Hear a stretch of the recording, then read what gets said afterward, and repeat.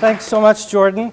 I was really honored by this invitation, and especially when I learned that this was going to be the first installment of what I hope is going to become a long-standing tradition, which is this speaker series. I know that in my own department, in our own program, we have a long-standing speaker series, and it really is the heart of our department and our programs. It's one of the places where we all get to kind of cross paths and meet on a regular basis and be engaged by a common set of ideas. And if the speaker's any good, I can't make any promises.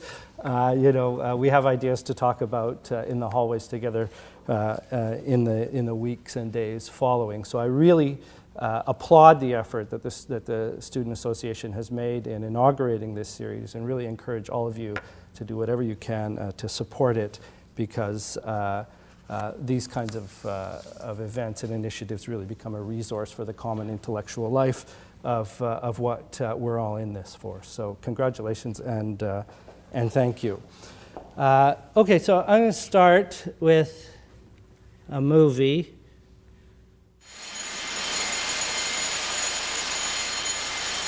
I know what you're thinking. Did he fire 6 shots or only 5? Well, to tell you the truth, in all this excitement, I've kind of lost track myself. But Ian, this is a 44 Magnum, the most powerful handgun in the world, and would blow your head clean off. You've got to ask yourself one question. Do I feel lucky? Well, do you, punk? Well,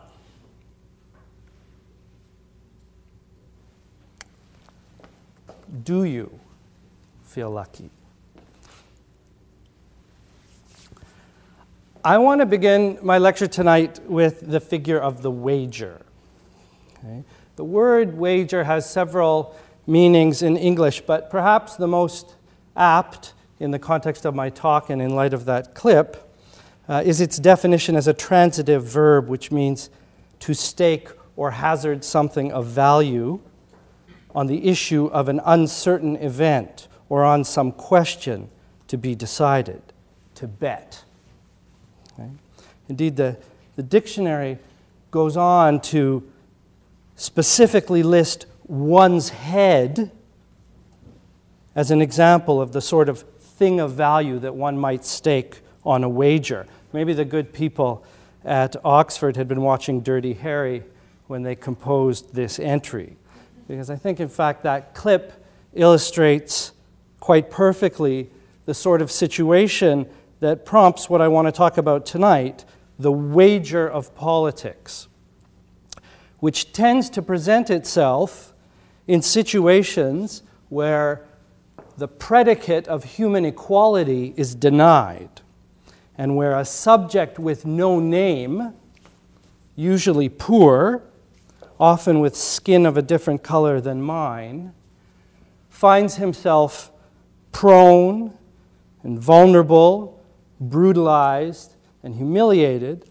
at the hands of another subject, usually white, usually male, who enjoys an apparent monopoly on the means of violence. Right?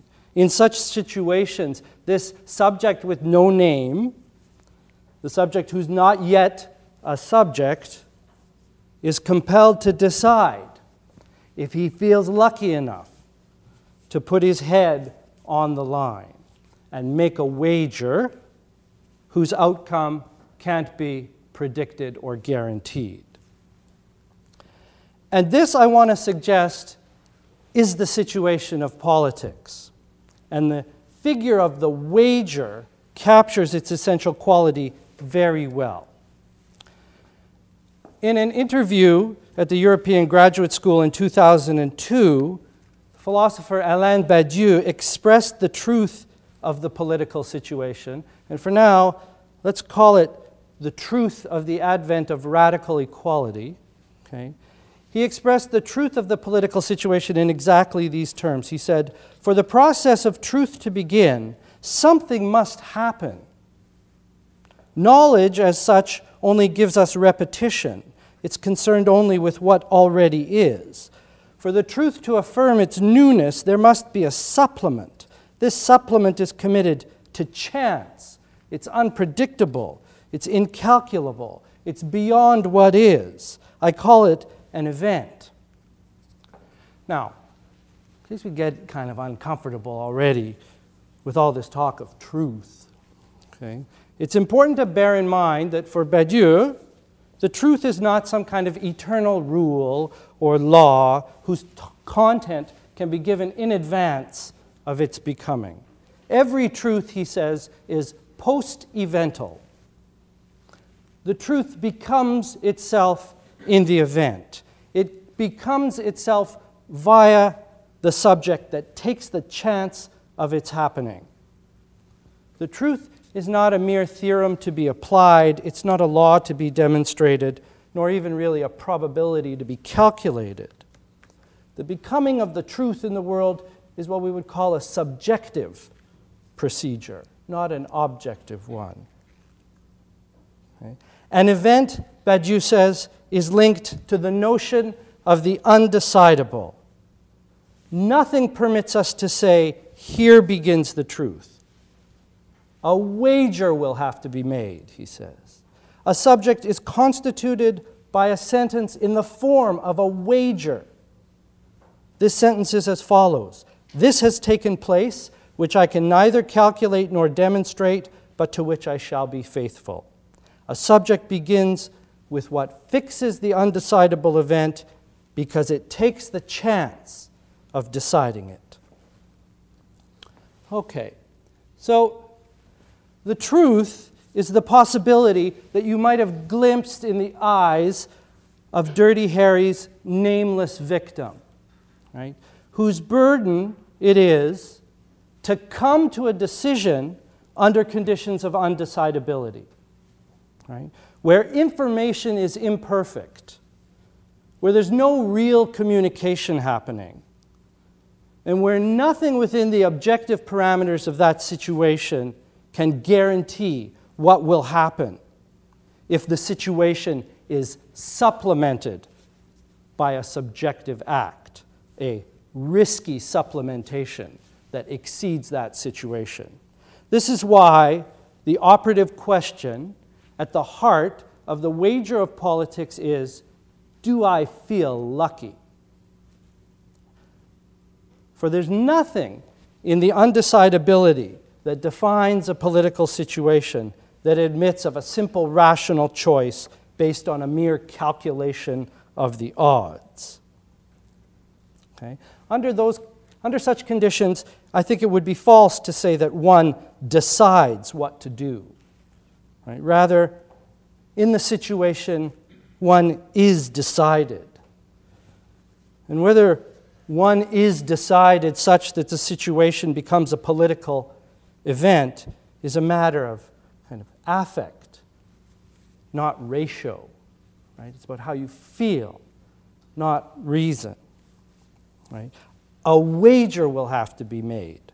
And whether it will be made depends on how the gambler feels and whether he's prepared to be faithful to that feeling. Otherwise, he's not really a gambler at all. It depends on how his guts respond to the taste of injustice.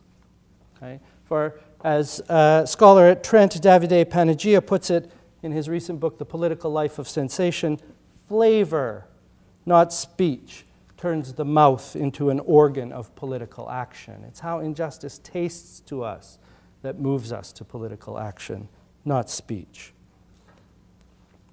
And as it turns out, in this particular situation, in the situation in that clip, our nameless punk, right, lets the feeling go and begins to calculate, right, how many bullets. And the moment is lost. The potential of the event recedes into repetition of the same old smug brutality that you can see on Dirty Harry's face as he realizes that what he has before him is really just an object and not a subject who's going to make the wager of supplementing that situation with a subjective act whose outcome can't be predicted. To become a subject is to act under circumstances of radical contingency. to put something on the line in a wager whose outcome can't be predicted, to interrupt the repetition of what is. It's to make a bet when all bets are off. A subject, Badiou says, is a throw of the dice, which does not abolish chance but accomplishes it as a verification of the axiom which founds it. Okay? So this is crucial, I think. The wager of politics verifies the truths of equality and contingency. Okay? The axiom on which the possibility of politics is founded, right, is a twofold predicate, right, that states, first, all people are equal, and second, the future is heterogeneous to the present. Things could be different than they are. Right? Another philosopher, Jacques Rancière, captures this perfectly, okay, when he tries to draw a contrast between consensus and politics. He says, consensus is the conviction that what is all there is. Right? And he contrasts that kind of depoliticized experience of consensus with another way of being in the world, which he describes as being a way of being that lays claim to one present against another and affirms that the visible, the thinkable, and the possible can be described in many ways. This other way, he says, has a name. It's called politics. Okay? He goes on to say, politics is the way of concerning oneself with human affairs based on the mad presupposition that anyone is as intelligent as anyone else and that at least one more thing can be done than what is already being done. Becoming political means refusing to take the present state of things as simply given. It means refusing to accept the consensus that what there is all there is, and that nothing more can be done. It means being encouraged, right, by the predicate of equality, by the truth that all people are equal, even in the face of what is often actually existing material and political inequality in the world, right? It means, as he puts it, being political means claiming the right to attend to the future. And so, what I'm trying to suggest is that politics exceeds what we normally think of when we use that word. Right? Politics happens when it falls to us to make judgments and to act. Political judgment and action verify the truth of equality, the truth that we are all capable of making judgments, that we are all capable of acting. And they also verify, judgment and action also verify the truth of contingency, that something other than what already is can happen. Okay? When politics happens, the shape and operation of power is exposed, and questions are raised about justice and about the good life, questions whose answers can't simply be given in advance, questions whose very undecidability is what calls upon us to make judgments and to act in the first place. So politics is kind of an excruciating and even pathological situation, right? And I think we can attribute a number of qualities to politics understood in this way. Okay. The first is that politics understood in this way tends to arise in response to a fundamental wrong, okay? Usually to some form of inequality or structural exclusion. Okay? Second, politics understood in this way is experienced as an imperative, not as a choice. Right? The form of expression of the kind of politics I'm thinking about is Faced with the circumstances before me, I can't tolerate abstaining. I have no choice but to make a judgment and to act. Third quality that I would assign to politics understood in this way is that even though it's experienced, even though the kind of impulse to make a judgment and act is experienced as an imperative rather than a choice, making judgments and acting nevertheless unfolds contingently, under conditions of incalculability and undecidability, where the outcome of a judgment can't be given in advance and the outcome of an action can't be predicted or guaranteed in advance.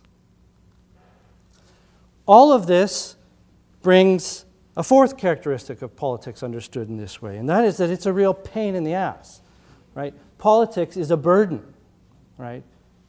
It's burdensome.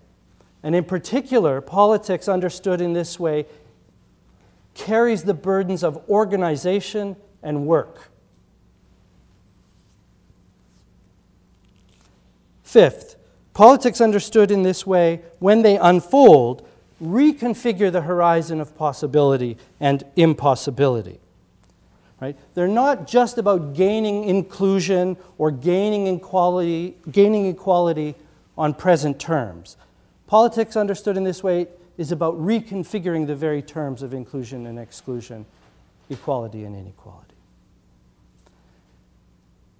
And finally, because of this, politics understood in this way is essentially disruptive.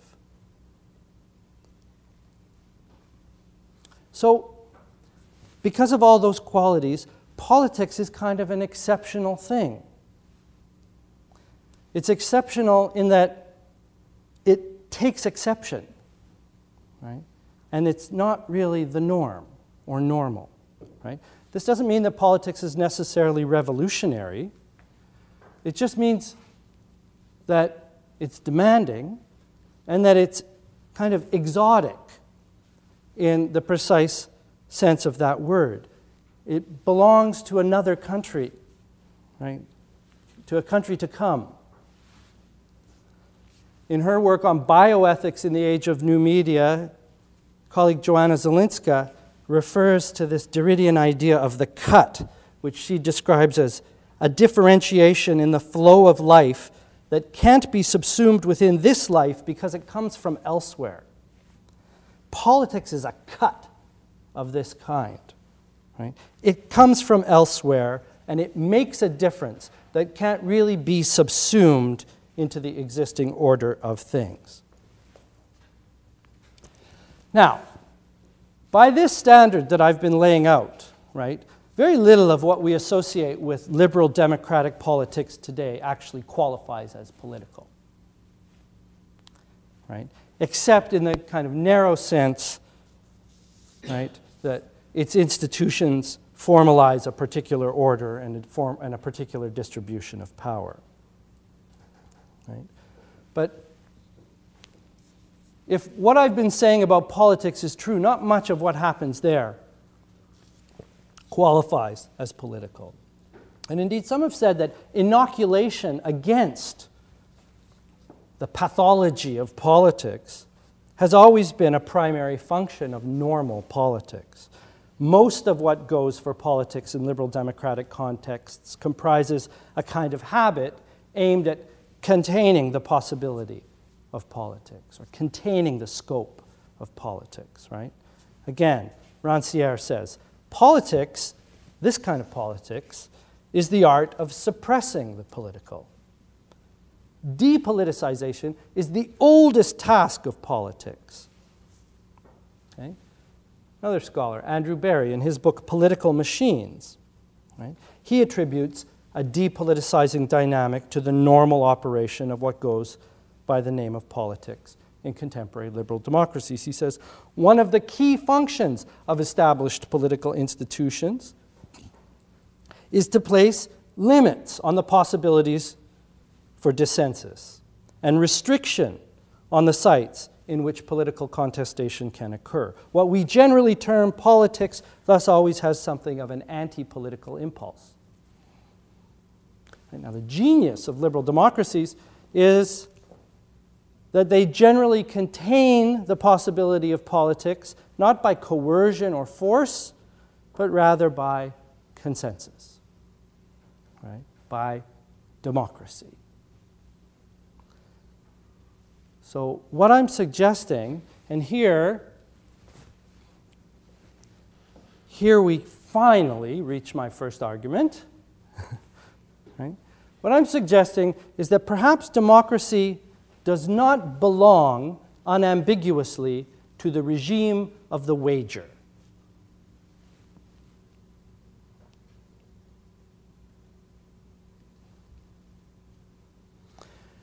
In his second manifesto for philosophy, Badiou discusses how the conjugal marriage contract transforms the radical event of love, okay, from an incalculable encounter that destines life to the blind experimentation of its consequences into a calculated mutual guarantee of advantage and security.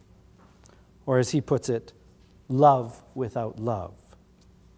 The primary purpose of which is to make sure the nuclear family perseveres. I'm just saying this now, realizing that the tape is running and my wife is probably going to watch this and it's not going to go very well at all.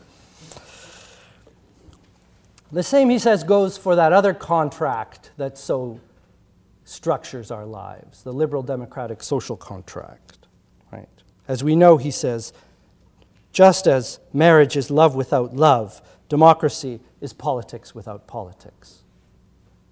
Since its one and only purpose is to make sure that capitalist parliamentarism, that is, the dominant form of the modern state, perseveres without serious upheaval. To put it differently, we might say that democracy is no longer supplemental or excessive to the situation. Right? Democracy does not interrupt what is, it repeats what is. And so its potential as a site for a political event, or a site of the political event, is radically limited.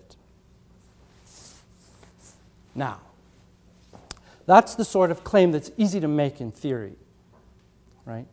But it cries out for empirical qualification. Because in the first place, we know that under certain conditions, right, the demand to recognize the universal predicate of equality takes the form of a call for democracy, right, that definitely exceeds and disrupts the situation.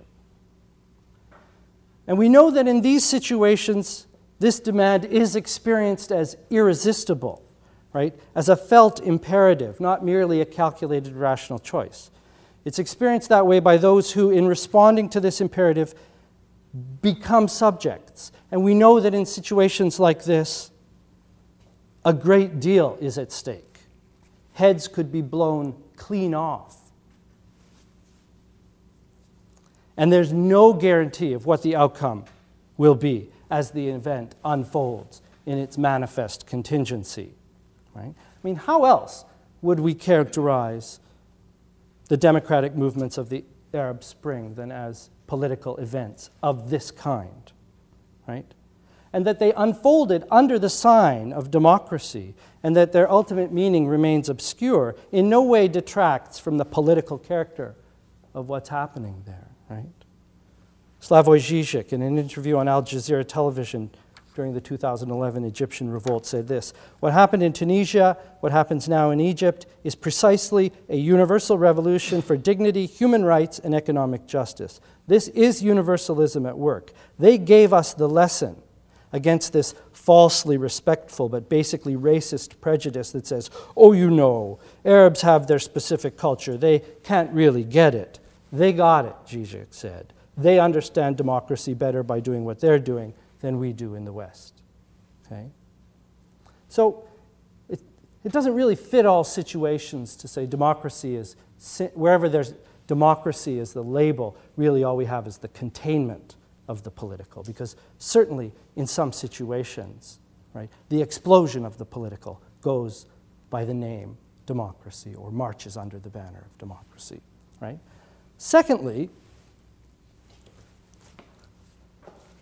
While it may be true that liberal democratic institutions tend very strongly in the direction of containing politics rather than unleashing it, right? And that the outcomes of these institutions and their processes are relatively predictable and confined to a relatively narrow range of possibilities, it can't be said that these institutions and these processes are never the sites of political judgment and action, and that nothing ever happens in or through them, or that nothing is at stake in those institutions and processes. It matters, right? It matters whether the state acts to consolidate the wealth of the already wealthy or to redistribute collective resources, right? It matters whether workers who are not citizens receive the same protections and benefits as workers who are citizens, or if they're left precarious and vulnerable to abuse. It matters whether the rights of women to the integrity of their bodies is recognized and protected in law or not. It matters whether corporations are rewarded or punished for polluting the physical and cultural environment at home and abroad. It matters whether unions are legal or illegal. Okay? The stakes in these instances, right, are very real. Instances like this. Right? It matters whether the state sanctions same-sex marriage or not. The stakes are very real, and the resolution of controversies or questions like those is not given in advance by the form of the liberal democratic state and its institutions. Instead, that form, that site, those institutions, those processes can become sites for the burdensome work of politics, organization, representation, struggle, resistance, refusal, right? Work that we might not normally choose to do, but somehow feel we must do. Work that assumes the predicates of equality and contingency. Work that takes place under the auspices of the mad presupposition that anyone is as intelligent as anyone else, and that at least one more thing can be done than what is already being done, right? Work that's supplemental to the situation and prompts an outcome that couldn't have been foreseen at the outset, right? Right? And on those occasions, even democracy as we understand it and practice it in the dominant institutions of the liberal democratic state, right, holds out the possibility of its own exception, politics. Right? And so, democracy might not be politics without politics after all. Still, I think there is something to be said for the critique that assigns to liberal democracy and its characteristic institutions and practices and its media and its rhetorics, right? The anti-political role of, as Rancière puts it, explaining to the population that nothing can be done except what our governments are already doing, right? So there's an ambiguity here, right? On the one hand, I do think it's fair to say that liberal democratic institutions tend to have a depoliticizing character in the way that I've discussed it. But we can't really say that it's totally like that or always like that, or nothing ever happens in democratic institutions where politics is actually at stake, or that nothing ever happens under the banner of democracy where something really political is at stake. There's a kind of ambiguity, right, or ambivalence there, and I think the implications of this ambiguity is that the adjective democratic, right, doesn't do full justice to the spirit of the wager that is the substance of politics, right? Because really it's that substance, not that name, it's that substance, the wager, right, that ties together the events of the Arab Spring and the episodic political events that sometimes arise even in liberal democratic institutional settings.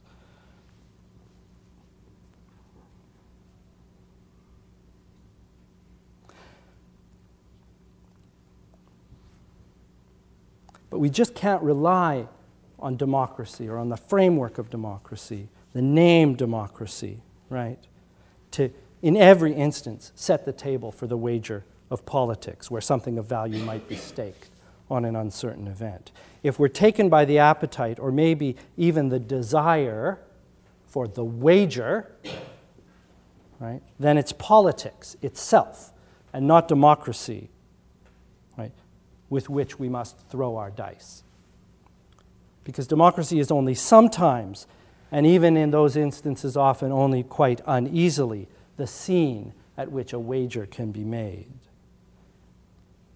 And this is why when politics does happen in liberal democratic settings, it so often happens outside of and in opposition to the formal institutions of democratic politics, such as was the case with the recent Occupy movement and the Quebec student strike, the radical aims of which were articulated in terms of equality, right, not democracy.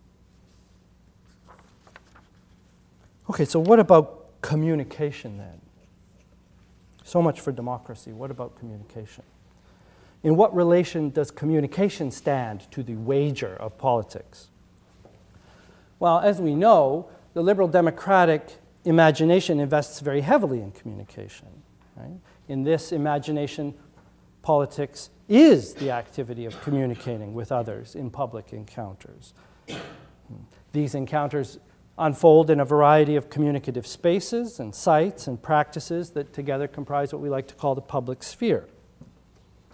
To inhabit the public sphere is to be simultaneously connected to and separated from a multiplicity of others, which is to say that all public experience is mediated experience, whether it's in a city square or a community hall or over the radio spectrum or an internet connection.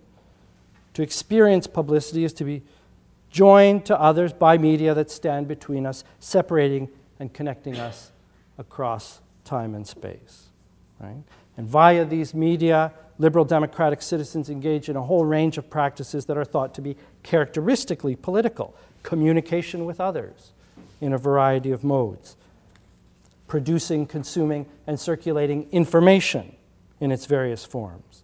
And participation with others in discussion, debate, and sometimes even decision concerning common affairs. And these practices kind of invoke a set of normative expectations according to which we evaluate the democratic quality of public life and the democratic quality of the various media that make it possible, right? So we tend to think that media that provide expanded means of public communication, improved access to politically relevant information, enhanced opportunities for public participation, these we tend to understand as supporting the possibility of politics, right? And it's in this light particularly that emerging media technologies, digital networks, and the various devices and applications that are connected by them, right, are widely thought to at least potentially optimize public communication in a manner that supports the possibility of politics, even as they provide new tools and sites for commercialism and censorship and surveillance by agents whose intentions are often other than democratic.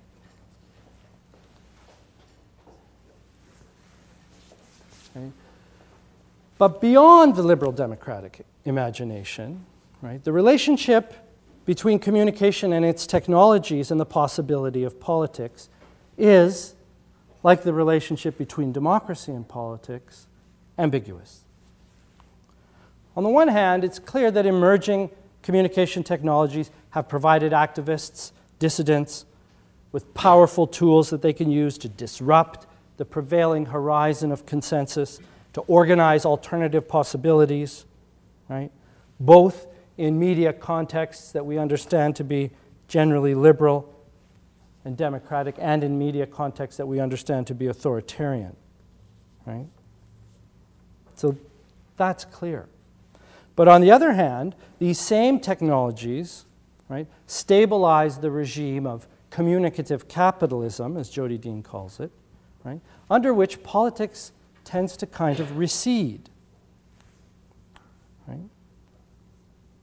It's not just that emerging communication technologies serve as media of non-democratic commerce or anti-democratic surveillance, but also that they mediate a kind of range of democratic or political counterfeits, right? Typically under the auspices of choice, interactivity, participation, following your interests, right? Counterfeits that kind of obviate more robust and demanding forms of political judgment and action, right? I mean, think about it. In the contemporary climate, whenever there's a threat that genuine dissent or discord or disagreement might break out, right? A threat that something political might actually happen, right? The liberal democratic response to these disruptions is always the same. More communication, better communication, more transparent communication. It's just a misunderstanding, right? And in the age of social media, blogging, user-generated content, right, emerging media kind of stand ready to absorb the potentially pathological political energies that characterize demanding forms of politics, absorb those energies into the relatively innocuous world of dialogue, of circulating contributions, of preference signaling, etc. Right?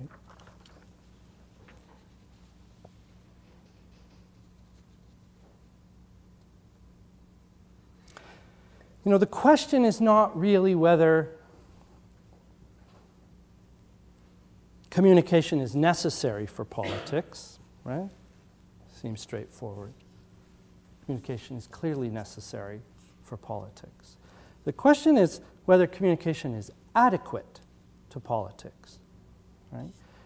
Here's what Jodi Dean says. She says, when communication serves as the key category for left politics, whether it's communication configured as discussion or spectacle or publicity, right? This politics ensures its political failure in advance. Doing is reduced to talking, to contributing to the media environment, instead of being conceived in terms of, say, occupying military bases, taking over the government, or abandoning the Democratic Party and doing the steady, persistent organizational work of revitalizing the Greens or the Socialists. She refers here to left politics, but her observations would seem to apply to any sort of politics that actually seeks to do something rather than just to say something. Right? But the trouble is, saying something has always been much easier than doing something. Right? And emerging media technologies have made it easier than ever to say something without doing anything. Most of us embrace the ease with which we can use saying something as an alibi for doing nothing, right? Not because these technologies force us to, right? But I think rather because the norms of liberal democratic publicity have conditioned us to accept or even to expect the reduction of politics to communication. Right? The problem of depoliticization is a function of convenience, not apathy. Right? As Dean observes, the circulation of communication is depoliticizing not because people don't care or don't want to be involved, but because they do. Something like this problem, right? You won't be able to see that, but something like this problem might have been going through Tim de Christopher's mind as he walked out of a courthouse in Utah in March 2011 after having been convicted on 2 felony counts for violating the Federal Onshore Oil and Gas Leasing Reform Act. Okay. He's known as Bidder 70. Okay. As Bidder 70, de Christopher, a climate justice activist, took part in an auction of oil and gas leases on environmentally sensitive public lands in Utah. He purchased 12 leases worth about $1.8 million that he did not have. Right? He purchased these leases in order to prevent these lands from falling into the hands of oil and gas interests that would drill upon them. And he also bid up the prices on several other leases, okay?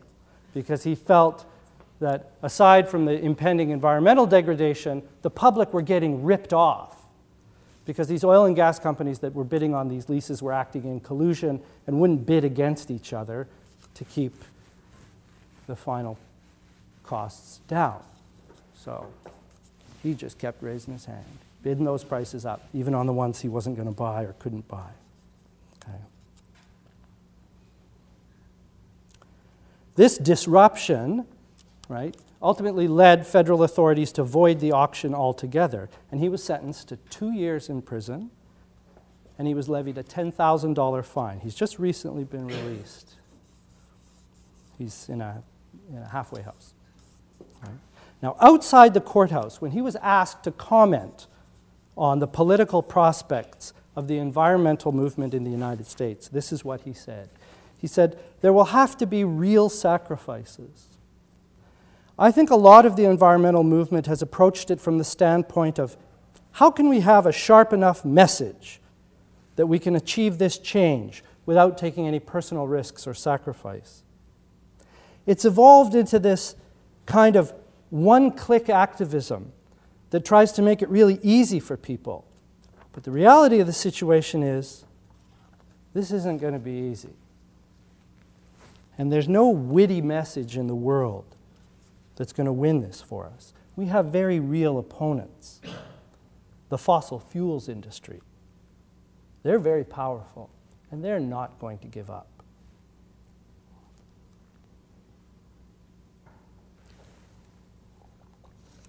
So in the face of powerful interests invested in the status quo, politics reduced to the circulation of messages via a medium that makes it very convenient to do this might not be enough. Right? Right? Indeed, it might not be politics at all. Right? Because the problem is, if it's convenient, right, if it's easy, and if it fits, and if it stabilizes and confirms established regimes of everyday life as it is, it might not be politics. Right? Politics is essentially, here's another adjective, advenient. This is my new favorite word, advenient. Politics is advenient. It comes from outside or beyond an existing situation. It disrupts that situation. It can't be readily subsumed by it.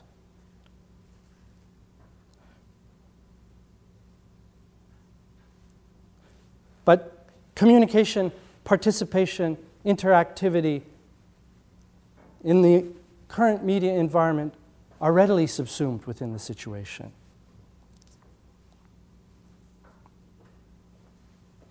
Right? Emerging media, in this view, are technologies for absorbing the political potential of advenience, right? The unexpected, the burdensome, the incommensurable, the thing that doesn't fit, the incommunicable, right? Sorry for the inconvenience. We're trying to change the world, our students said, right? Emerging media can be technologies for absorbing the political potential of advenience into the empire of convenience, right? Now, here again, as with democracy, maybe the case is stated too categorically, right? Because every day, right, in many different contexts, activists make use of emerging technologies in communicative practices that support political judgment and action in ways that exceed and disrupt the situation and reconfigure the horizon of possibility. And struggles over the right to communicate where this right doesn't exist, and over the distribution and regulation of access to infrastructures of communication, these are political struggles that matter to the possibility of equality and justice. Right? And to conflate those struggles with mundane forms of depoliticizing interactivity simply because they make use of the same technologies would be to severely misdiagnose the contemporary political situation, right? But still, right? Not all communication is political in the sense of the wager. Maybe it's as simple as this. And here, finally, my second argument. You can't make a bet if nothing is at stake. What qualifies a situation as political, right, is not whether it takes place offline or online, right, but whether something is on the line in its undertaking. Politics is an adventure. Primary meaning of adventure is that which comes to us or happens without design. And among the secondary meanings of the word adventure is the chance of danger or loss, risk, jeopardy, peril. And it's this sense of adventure, I think, that makes it's a sense of adventure in exactly these terms, and not communication per se, that makes politics come to life as a wager. Right? Maybe this is what Malcolm Gladwell had in mind when, in contrasting the politics of social networking with the organizational burdens and corporeal bodily risks that characterized the U.S. civil rights movement, he wrote that Facebook activism succeeds not by motivating people to make a real sacrifice, but by motivating them to do the things that people do when they're not motivated enough to make a real sacrifice. Right? In situations where communication is already free and abundant, normal, more communication is not in itself enough. Indeed, it might be too much of a good thing. Right?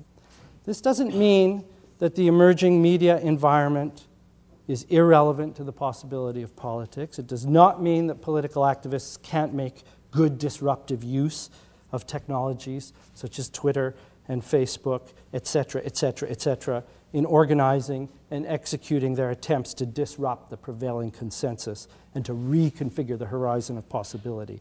It doesn't mean that struggles for democratic access to media are meaningless.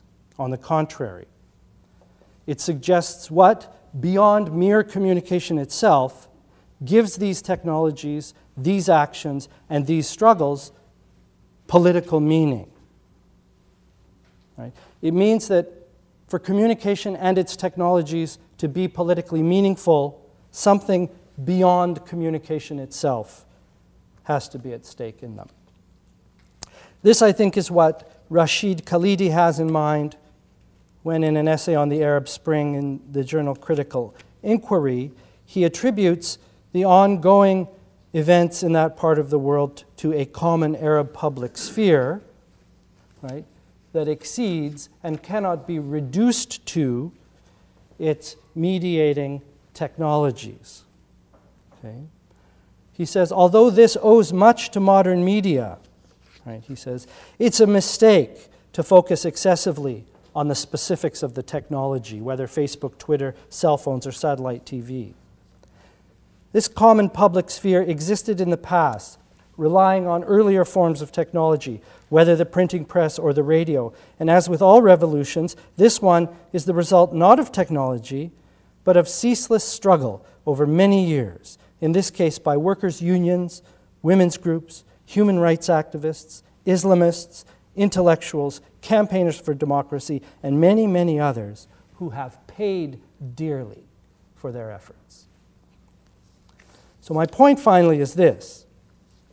Right?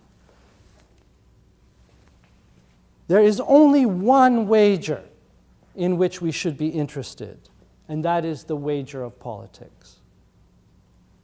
The wager of politics is the bet that materializes its own truth, okay, which is contained in the twin predicate that everyone is equal and something different can always happen. Right? And democracy and communication relate to that wager only contingently and ambiguously. Sometimes the wager of politics is expressed in the form of democratic expectations.